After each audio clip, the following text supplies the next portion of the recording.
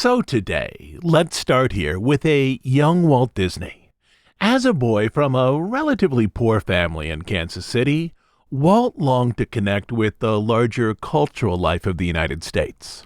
He was drawn to movies, loved working as a newsbutch on passenger trains, and frequented the local amusement park with his childhood friend, William Rast.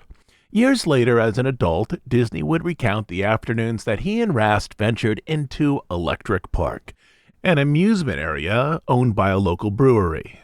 "When we first moved to Kansas City," Walt told the reporter, "around 1910, and lived a block and a half from the amusement park, I loved it and could get in for 10 cents. This statement was mostly true, at least the part about going to Electric Park. But after Walt's death, Rast stepped forward with a slightly different story. A story that Walt had asked him not to tell while he was alive. True, Rast admitted they frequented the local amusement park.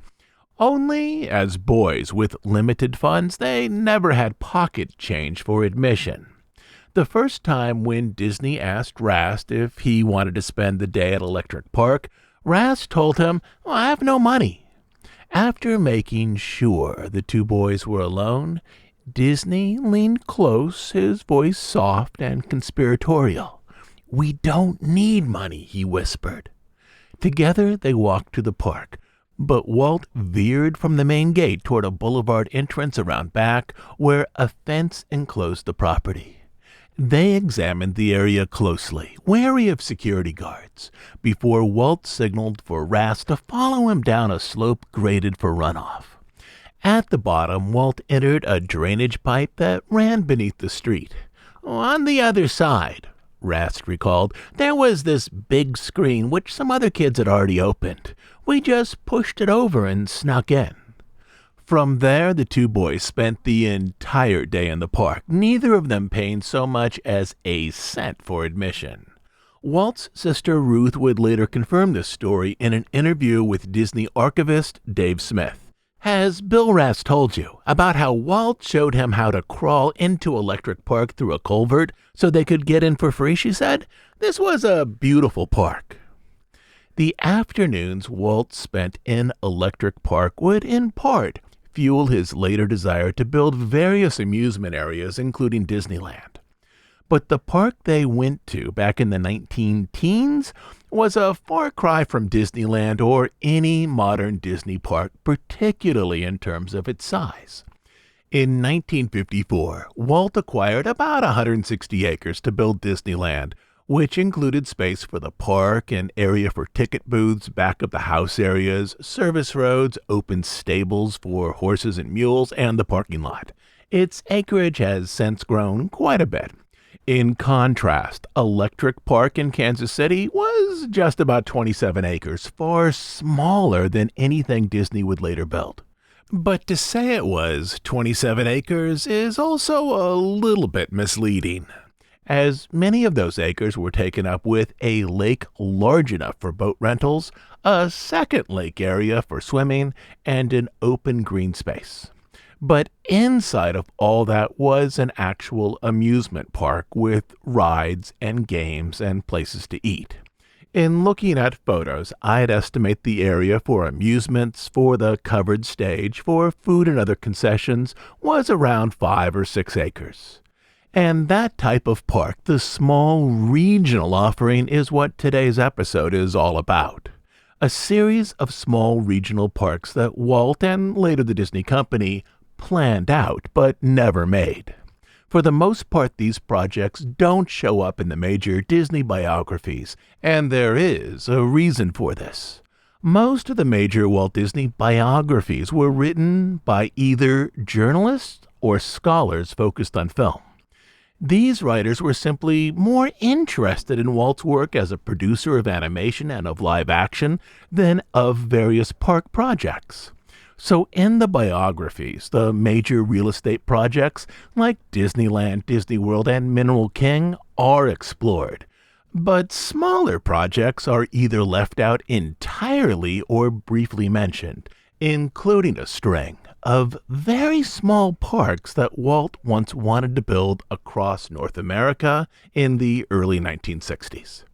And I bring all of that up this week because right now, in the world of American-themed entertainment, there are some curious shiftings in terms of how some major players, particularly Universal Creative and Six Flags, are either leaning in or leaning away from smaller regional projects in new ways.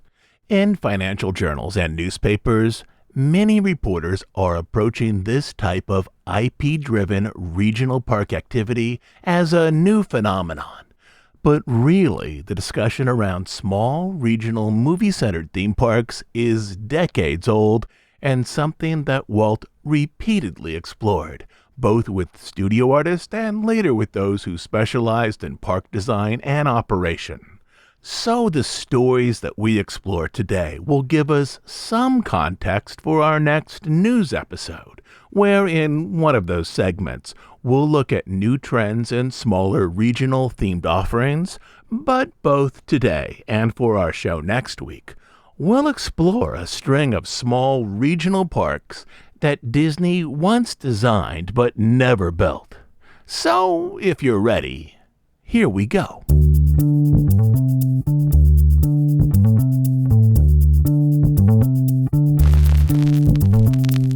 Act 1. The first studio park. There's probably no other way to begin this episode than with the earliest movie-related themed experience that Walt wanted to offer to the public. A very small park arranged on 2 or 3 acres of land left over from the new studio that he was then building in Burbank. The idea for this first mini park likely started in 1937, when Walt created a display of animation at the Carthay Circle Theater for the premiere of Snow White. Rows of production art framed behind glass were presented as if in a museum to the public. The studio also built a life-size recreation of the dwarf's cottage, which was set up just in front of the theater. This was perhaps the first large piece of movie-themed architecture that Disney configured for the public. The cottage became a popular place for families to take photos before going in to see the film.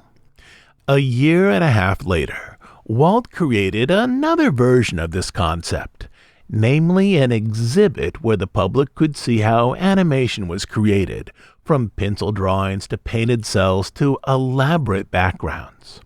Walt Disney Productions hosted 2 exhibits co-sponsored by the National Biscuit Company, more commonly known as Nabisco, that focused on the wonders of Disney animation. One exhibit was featured at the World's Fair in New York, the other at the Golden Gate International Exposition in San Francisco. Both featured a gallery filled with animation art, and both places presented a Technicolor cartoon especially made for the fairs called Mickey's Surprise Party. In the film, the party features Oreos, Ritz crackers, Fig Newtons, and other baked products by Nabisco. Walt himself attended the opening day preview of the Golden Gate Expo in mid-April, spending time not only in the Disney exhibit, but out wandering the grounds. Both exhibits placed the Disney Animation Art exhibit not far from amusement rides, and a few months after these exhibits opened, Walt began to explore how he might create a version of that attraction in an unused corner of the newly purchased land in Burbank, land that had been paid for with profits from Snow White. This was where he was building his new studio. The film production areas, which at that time only included buildings arranged for animation, would only take up a small part of the 51-acre plot, meaning that there was room for other small projects only a stone's throw from the studio complex. For this park area, Walt looked to Bob Jones, a Disney puppeteer who created dimensional models, often called maquettes, that were used to help animators fully visualize characters or props from different angles. For Pinocchio, which was then still in production, Jones had created miniature versions of the wooden puppet, as well as a full-size model that was used with live actors and live-action reference footage. In his work, Jones was assisted by sculptors Charles Cristodoro and Hua Ming Chang, both of whom specialized in miniatures. They made models of Jiminy Cricket, Figaro, and even Monstro the Whale. For the whale, the team engineered an interior cable system so that the whale's body and tail moved with realistic action. Beyond characters, they also created miniature versions of key props, such as the cage in which Pinocchio was imprisoned and the wooden clocks in Geppetto's workshop. They also built a model of the horse-drawn wagon that Stromboli drove from town to town. Disney filmed that wagon rolling over a treadmill on slightly unbalanced wheels so that animators observing the movement of the miniature frame by frame would be able to replicate its rickety action through a series of drawings that would define the scene. Some of these models were mechanical, such as those cuckoo clocks created as models for Geppetto's workshop. As work expanded toward more features, the character model department hired Bob's brother, Bill, also a puppeteer. For the first half of 1939, the Jones brothers remained busy with Fantasia. But as the studio shifted its focus from model sheets and physical models to animation, the Jones brothers found that their work responsibilities were decreasing. It was during this period that Walt was building that new studio in Burbank. Also during this period that he visited the Golden Gate Exposition in San Francisco.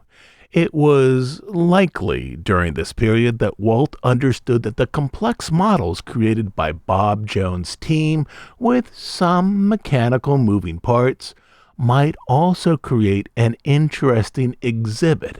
An exhibit somewhere between a museum offering related to film and the type of elaborate Christmas displays one found at large department stores in New York each year. Walt was likely thinking about how other elements from those two fairs might also be reworked for a Disney installation. One morning, Walt asked the Jones brothers, along with the head of the character model department, Joe Grant, to meet with him in Bill's office, which was in one of the converted apartment houses just up the way from the studio center. "What I'm about to tell you," Walt began, "should remain confidential and has nothing to do with studio business." He waited then for the brothers to agree. "I've been thinking about this idea for a couple of years, but never had a chance to develop it, so now I'm assigning both of you to this project." The couple of years would then place this idea as likely beginning with the exhibit areas the studio had created for the Carthy Circle premiere of Snow White, but more recently having been refined by the two fairs and other places that Walt had visited with his two young daughters. One of his daughters was then 5, the other 2.5. Walt then explained that after visiting the Griffith Park Carousel and other local amusement areas with them, he thought that there might be better designed places where parents, children, and even grandparents might all enjoy an outing. The idea for this small amusement center, Walt explained, was one that had percolated for a while. He wanted to create a park that resembled scenes from the first two Disney features, Snow White and Pinocchio. It was also clear that Walt selected Bob and Bill Jones for this project because of their shared experience in puppet theater. Not only had they created figures that resembled fairy tale characters, they had created models of vehicles, props, and other items to visually fill out a story. If they could create dimensional models in miniature, it was assumed that they would know how to create imaginative exhibits for a small park at scale. In terms of location, the project would be arranged on a couple of unused acres at the new studio, a good ways from production buildings down at the corner of Riverside Drive and Buena Vista Street. "These are my thoughts on the subject," Walt concluded. "See what you can do to develop them." In the days that followed, the Jones brothers visited amusement parks and piers, as well as zoos and beaches, taking notes on shops, sitting areas, and attractions that might be included or adapted for Walt's project at the studio. They mapped out what might fit into roughly 2 acres. 2 acres were not large, but neither were they small. 2 acres were slightly less than 2 football fields set side by side. Walt's Park, they concluded, would need a picnic area, a snack bar, a shop, some amusement areas, and restrooms. In drawings, they designed a park whose entrance appeared like the European village in Pinocchio. One building would be Geppetto's workshop. Just down the way, a wooded area might feature the dwarf's cottage and perhaps even their diamond mine. Aside from the brothers themselves and Joe Grant, no one else at the studio knew of their plans. Even though Grant didn't work directly on the project, the conversation left an impression on him. "A World's Fair, yeah," Grant explained. "That intrigued Walt to no end. That was his big inspiration." An inspiration that was now giving rise to a very unusual project attached to the new studio. Eventually, the Jones brothers imagined a railroad, one whose tracks would move beyond the 2 acres. The train, they thought, might move through stage display areas, perhaps even through the dwarf's diamond mine, where guests could see mechanical puppets of the dwarfs working away with picks and shovels, simply larger versions of the type of mechanical figures they had already made as reference materials for artists working on other films. Walt was originally skeptical about the feasibility of these moving characters, but then the brothers reminded him that they had done something similar using cables for the model of Monstro. They considered adding a theater to show Disney cartoons, possibly a permanent arts display like the one then in New York and San Francisco that depicted how animation was created. They even proposed that an employee wearing a Mickey Mouse costume might greet guests as they arrived. For 6 weeks we worked on this kiddie park, just drawing sketches," Bob explained, "and Walt would come in every night about 5 o'clock, and sometimes we would work until 6 or 7 on it." As Bob was planning to vacation in San Francisco that year, he offered to look at the Golden Gate Exposition, as that was one of the places that had inspired Walt. "Because we decided to have a few rides," Bob explained, "so I spent a few days up there. They were just sort of carnival rides. I took a few pictures." But when Bob returned from this vacation, he learned that the studio had fallen behind on both Pinocchio and the next feature, Fantasia, which meant that all available artists needed to pitch in any way they could to make sure both films were completed and released in 1940. When the brothers did have some free time, they examined the feasibility of the amusement project as a whole, as this development had now outgrown both available acres and available resources. In revising down the park to a more manageable size, they believed that they might start with an animation gallery, a theater that showed Disney short cartoons, a picnic area, and a snack bar, as these would be inexpensive to create, with the Pinocchio village and the Snow White cottage arranged as expansion areas. But then this project was put on hold, as artists moved from the Hyperion studio to the new campus in Burbank, where they continued to work on the 2 animated features to be released in 1940. By the time these features were done, Disney started to see difficult financial times ahead as European markets affected by the war began to close to Hollywood films. This small park, once imagined for a corner of the studio lot, would never move forward as planned by the Jones brothers.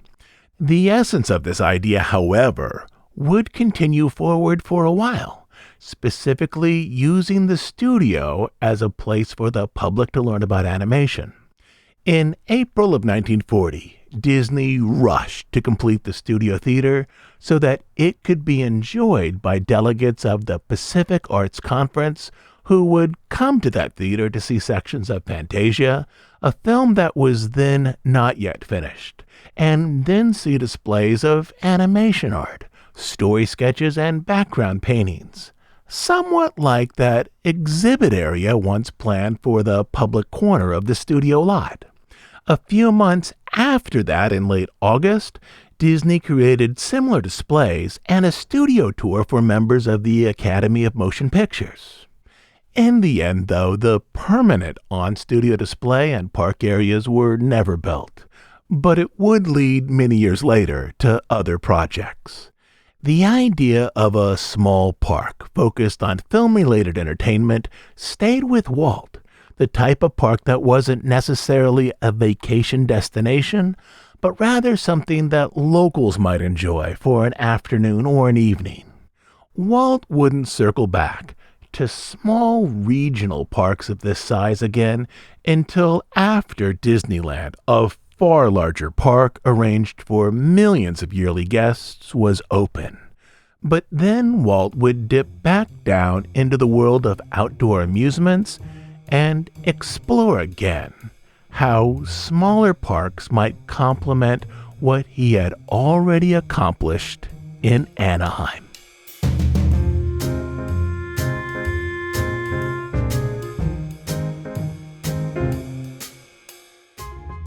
Act 2. Project Satellite. There's a gap between our first mini park and the next one, about 20 years. In large part, Walt found that he was unable to pursue large projects during World War II because to simply stay in business, the studio went into debt to Bank of America to produce films, leaving no funds for such unusual projects. After the war, Walt first needed to rebuild the studio toward traditional animated features that were focused on one continuous story, and after that Walt became interested in Disneyland, a park far, far too large to be considered a mini park. But after Disneyland was open, he again explored smaller projects. From the park's first year, Disneyland managers understood that they had a unique problem. The idea of a Disneyland vacation appealed to families across the country, yet the majority of park guests came from Southern California. To put this all in direct terms, Disneyland was a park that possessed a national appeal, but was primarily visited by a West Coast audience. In terms of the late 1950s and early 1960s, one problem concerned airfare. Domestic airfare during these years was regulated by the government. Flights were few and fares were expensive. Cross-country airfare to California was simply beyond the financial reach of most families with young children. Round-trip commercial coach airfare from New York to Los Angeles in 1960 was about $200 per person, or just over $2,000 in 2025 dollars. Because of this, far fewer people outside of work flew by plane, especially when traveling with young children. Worldwide, airline passengers totaled just 106 million people in 1960, compared to nearly 5 billion people in 2025. For Disney, the problems were obvious. If your family could not drive to Disneyland as part of their car vacation, they weren't likely to go there at all. Beyond this, there was one other economic factor that almost surely influenced Disney's desire to explore regional parks in the early 1960s. In April 1960, after years of relatively robust post-war economic growth in America, the country was moving into a recession. This was its second recession in 2 years, which signaled the long economic boom of the post-war era was now over. To curb inflation, the Fed raised interest rates, which in turn elevated unemployment and made many Americans less secure in their jobs and less confident in their financial futures. During this period, the unemployment rate rose to 7.1%, up from 2.5% in the early 1950s, which made many families nervous about committing to large discretionary expenditures, such as a California vacation. For the first time since opening, Disney saw its annual attendance dip. It went from 5.1 million visitors in 1959 down to just 5 million in 1960, even though Disney was continuing to open some large in-park expansions. That year, the park opened a sizable addition to its mine train in Frontierland, the Nature's Wonderland elements, which were filled with dozens of mechanical animals. It was a minor attendance dip that year, but was the first annual dip seen by the park after years of significant growth, which signaled difficult times ahead. All of these elements together painted a picture for Disney executives of an American public who, if they lived outside of California, Nevada, or Arizona, were less likely to plan a Disneyland vacation, which in turn likely heightened Disney's interest in expanding the Disneyland concept to other parts of the continent and reducing the large travel expense for families looking to visit the Disney park. Though Walt Disney up to the early 1960s would claim that there would only be one Disneyland, by 1959 he was actively developing plans to build Disneyland East in Palm Beach Gardens, Florida, just north of Miami. In part, the Disney move to quickly consider an East Coast expansion was spurred on by C.V. Wood, the first general manager of Disneyland.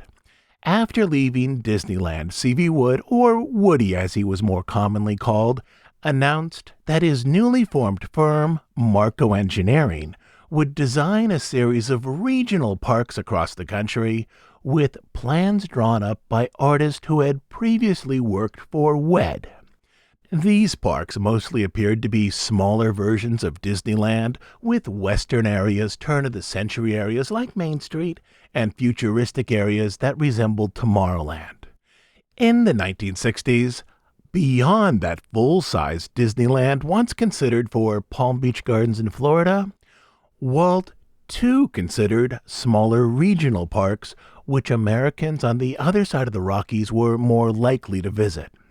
In the late 1950s and the early 1960s, C.V. Wood and his consulting firm, Marco Engineering, designed and opened many regional theme parks.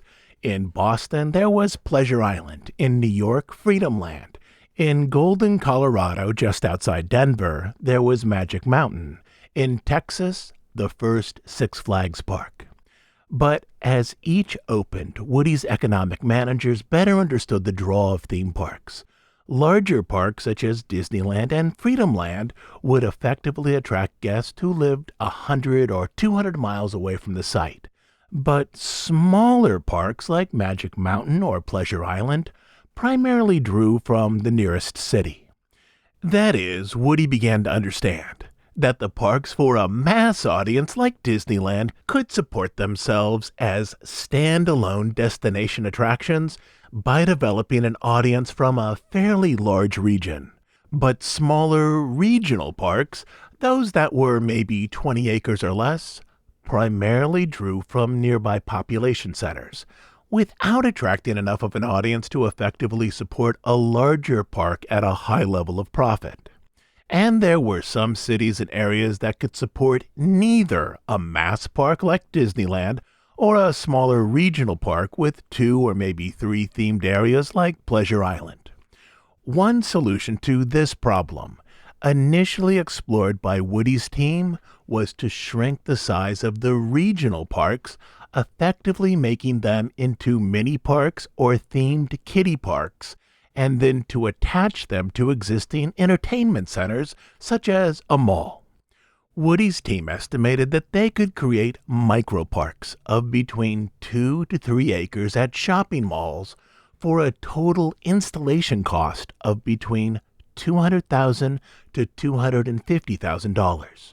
For this purchase price, the mall would receive Disneyland-style rides, specifically dark rides, likely themed to public domain fairy tales like Hansel and Gretel, not to Disney characters.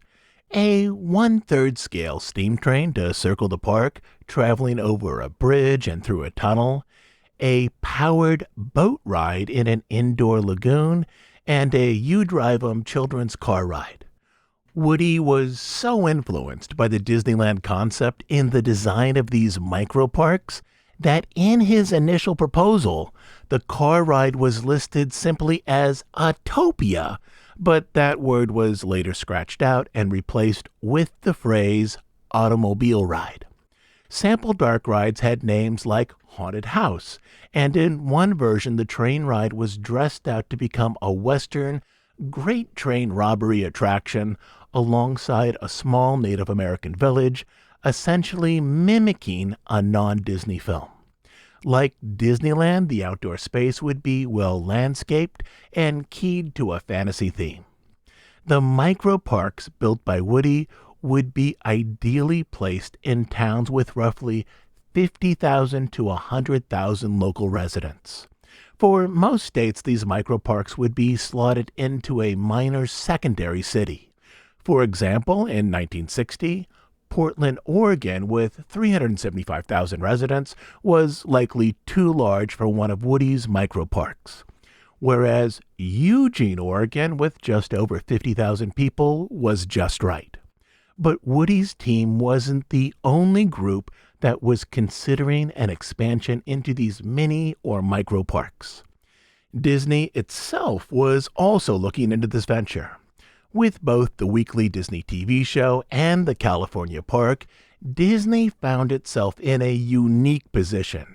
It had invented a cultural phenomenon, the cinematic theme park.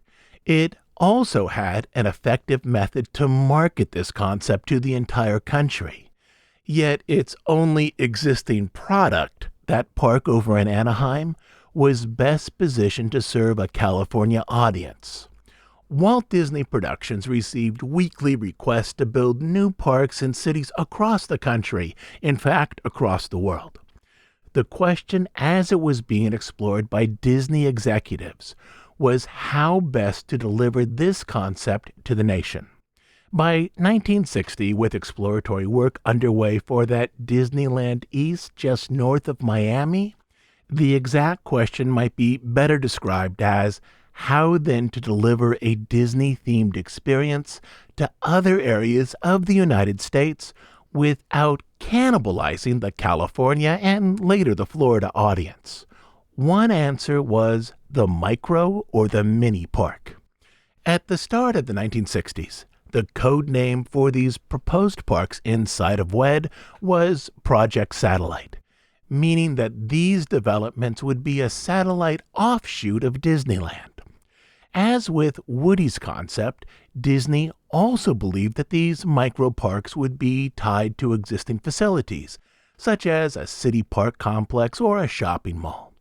They weren't designed as standalone destinations, but as ancillary attractions for community centers that already existed.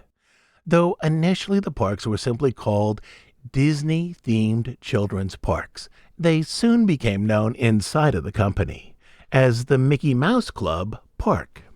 As was the company's habit, Disney would retain ownership of these parks, both the intellectual media and the attractions themselves, but outside entities would provide the land and the labor to run them. From the start, Walt's team was interested in building these club parks across the country and even abroad. Parks with beautiful landscaping and theming, with rides and attractions that would largely appeal to children from the ages of 2 up to 11. Disney also believed that these new club parks might be a way to more fully incorporate aero development into the Disney family.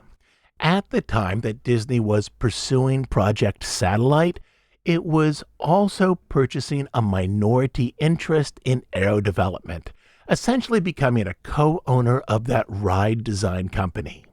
Aero was the company that had built the ride systems for many Disneyland adventures, including Dumbo flying elephants, various dark rides in Fantasyland, the Mad Tea Party, Casey Jr. Railroad, and even the Matterhorn bobsleds.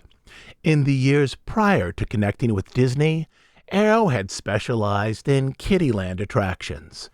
They would be absolutely perfect for this venture. And if Disney owned that minority stake in Arrow, the company could then prevent Arrow from working with direct competitors, such as the design firm overseen by Woody, which was then making Disney-like theme parks across the country. In beginning to explore these micro-parks, Disney believed it best to establish a pilot park, sort of a proof of concept, a living laboratory where designers and engineers could best see how to create and unify other Mickey Mouse Club parks while moving forward.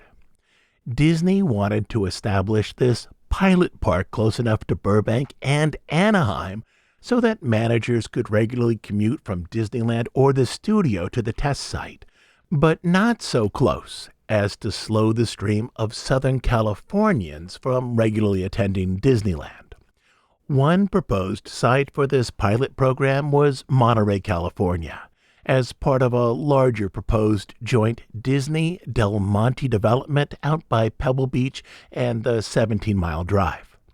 Other possible cities included Riverside, Bakersfield, Fresno, and San Diego.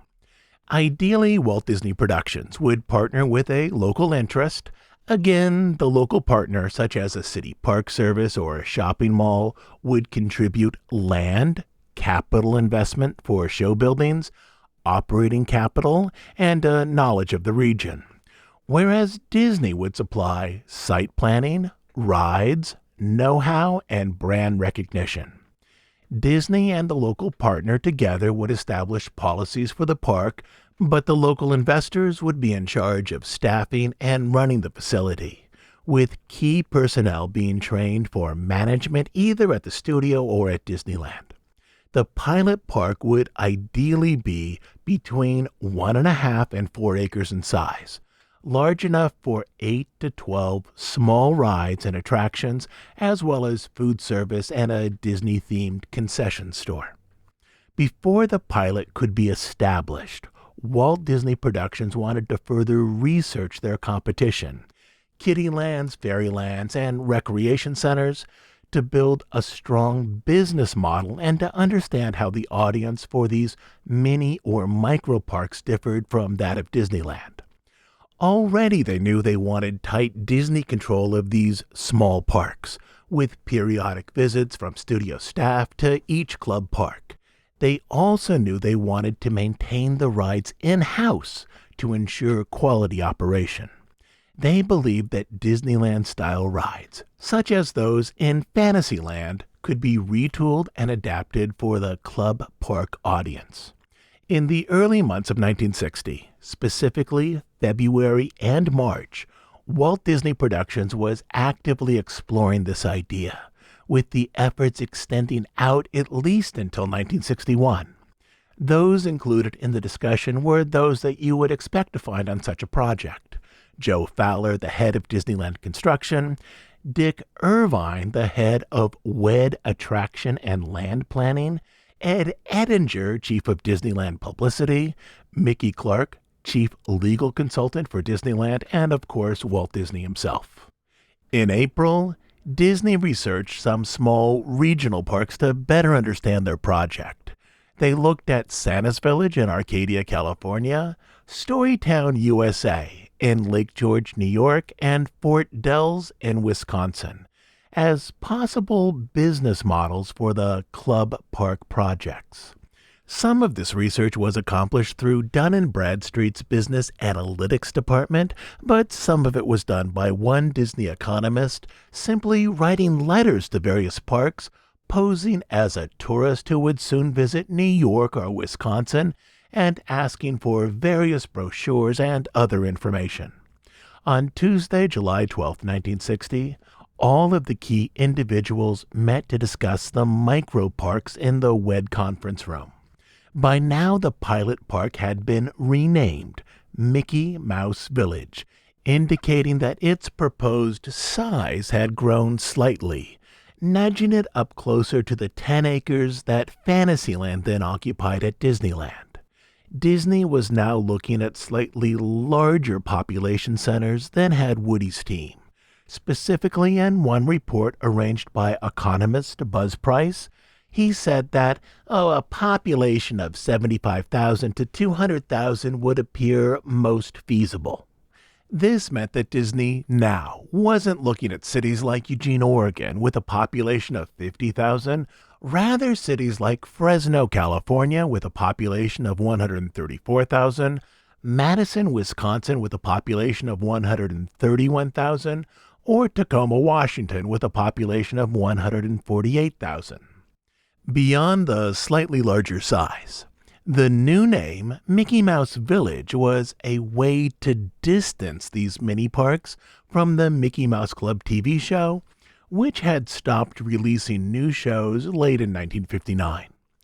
Research on the mini park project would continue through the year, but sometime in 1961, the project would simply fall away, though interest still continued in building at least one of the parks in Monterey as part of a larger Disney venture. In part, Project Satellite faded away because Disney began to look at larger regional installations. In part, it fell away simply because Walt was occupied with too many projects, and in part, it fell away because the baby boomer generation, that cohort born after World War II, was quickly becoming too old for these kiddie parks. Boomers were now more interested in the type of teenage amusement experiences, such as roller coasters, that could be better supported in parks for a mass audience like Disneyland. That is, the window of the baby boomer generation for these kiddie parks was now beginning to close. But Walt's interest in small regional parks didn't stop with Project Satellite. It gave way to one specific project that would incorporate aspects of the Mickey Mouse Club parks for a unique location about 300 miles north of Disneyland.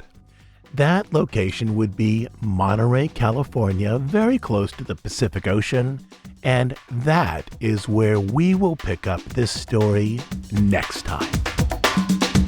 I know that my voice this week is beginning to go because out here in California, we are swinging pretty deeply into allergy season. So apologies that my voice is a little ragged today. It happens every year. But I'll still be back next week to continue our story and to take a look at more little-known and some very inventive efforts to take the Disney concept from Disneyland to smaller locations across America and also even around the world. Also, earlier on this episode, I mentioned that Disney park that was once planned for Palm Beach Gardens, Florida.